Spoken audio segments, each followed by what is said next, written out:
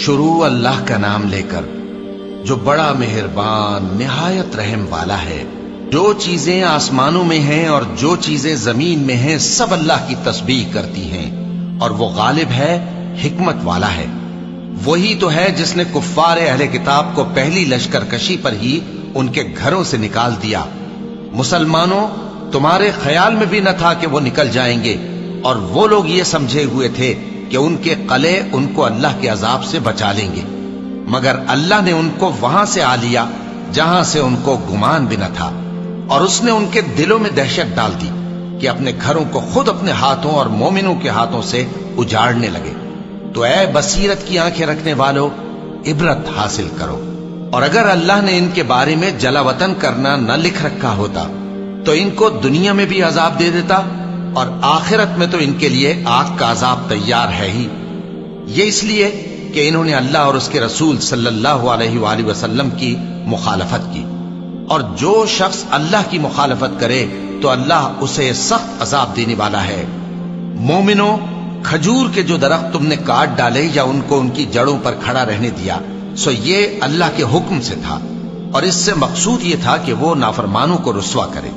اور اے مسلمانوں، جو مال اللہ نے اپنے پیغمبر کو ان لوگوں سے جنگ کے بغیر دلوایا ہے اس میں تمہارا کچھ حق نہیں، کیونکہ اس کے لیے نہ تم نے گھوڑے دوڑائے نہ اونٹ، لیکن اللہ اپنے پیغمبروں کو جن پر چاہتا ہے غالب کر دیتا ہے، اور اللہ ہر چیز پر قادر ہے۔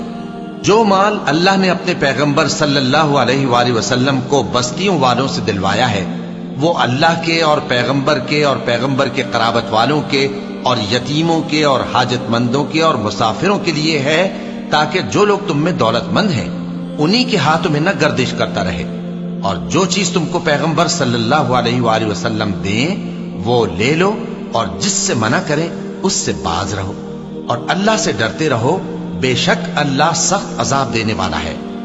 اور ان ضرورت مند مہاجروں کے لیے بھی جو اپنے گھروں اور مالوں سے خارج اور جدا کر دیے گئے ہیں، جو اللہ کے فضل اور اس کی خوشنودی کے طلبگار اور اللہ اور اس کے پیغمبر کے مددگار ہیں، یہی لوگ سچے ہیں۔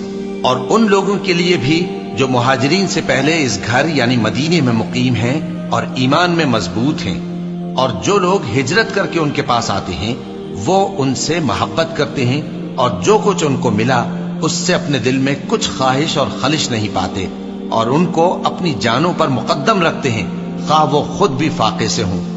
اور جو شخص خود غرضی سے بچا لیا گیا تو ایسے ہی لوگ بامراد ہیں۔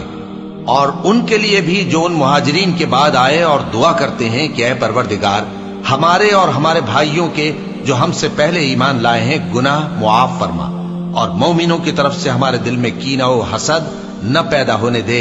اے ہمارے پروردگار، تو بڑا شفقت کرنے والا ہے، مہربان ہے۔ کیا تم نے ان منافقوں کو نہیں دیکھا جو اپنے کافر بھائیوں سے جو اہل کتاب ہیں کہا کرتے ہیں کہ اگر تم جلا وطن کیے گئے تو ہم بھی تمہارے ساتھ نکل چلیں گے، اور تمہارے بارے میں کبھی کسی کا کہا نہ مانیں گے، اور اگر تم سے جنگ ہوئی تو تمہاری ہی مدد کریں گے، مگر اللہ ظاہر کیے دیتا ہے کہ یہ جھوٹے ہیں۔ اگر وہ نکالے گئے تو یہ ان کے ساتھ نہیں نکلیں گے، اور اگر ان سے جنگ ہوئی تو یہ ان کی مدد نہیں کریں گے، اور اگر مدد کریں گے بھی تو پیٹ پھیر کر بھاگ جائیں گے، پھر ان کو کہیں سے بھی مدد نہ ملے گی۔ مسلمانوں، تمہاری ہیبت ان لوگوں کے دلوں میں اللہ سے بھی بڑھ کر ہے، یہ اس لیے کہ یہ سمجھ نہیں رکھتے۔ یہ سب جمع ہو کر بھی تم سے نہیں لڑ سکیں گے، مگر بستیوں کے قلعوں میں پناہ لے کر یا دیواروں کی اوٹ سے۔ ان کے آپس میں بھی بڑی لڑائی رہتی ہے، تم خیال کرتے ہو کہ یہ اکٹھے ہیں، حالانکہ ان کے دل پھٹے ہوئے ہیں۔ یہ اس لیے کہ یہ بے عقل لوگ ہیں۔ ان کا حال ان لوگوں کا سا ہے جو ان سے کچھ ہی پیشتر اپنے کرتوت کی سزا کا مزہ چکھ چکے ہیں، اور ان کے لیے دکھ دینے والا عذاب تیار ہے۔ منافقوں کی مثال شیطان کی سی ہے کہ انسان سے کہتا رہا کہ کافر ہو جا، پھر جب وہ کافر ہو گیا تو کہنے لگا کہ مجھے تجھ سے کچھ سروکار نہیں، مجھ کو تو اللہ رب العالمین سے ڈر لگتا ہے۔ تو دونوں کا انجام یہ ہوا کہ دونوں دوزخ میں جائیں گے، ہمیشہ اس میں رہیں گے، اور بے انصافوں کی یہی سزا ہے۔ اے ایمان والو، اللہ سے ڈرتے رہو، اور ہر شخص کو دیکھنا چاہیے کہ اس نے کل یعنی آخرت کے لیے کیا سامان بھیجا ہے، اور ہم پھر کہتے ہیں کہ اللہ سے ڈرتے رہو، بے شک اللہ تمہارے سب اعمال سے خبردار ہے۔ اور ان لوگوں جیسے نہ ہو جانا جنہوں نے اللہ کو بھلا دیا تو اللہ نے انہیں ایسا کر دیا کہ وہ خود اپنے آپ کو بھول گئے۔ یہی لوگ ہیں نافرمان۔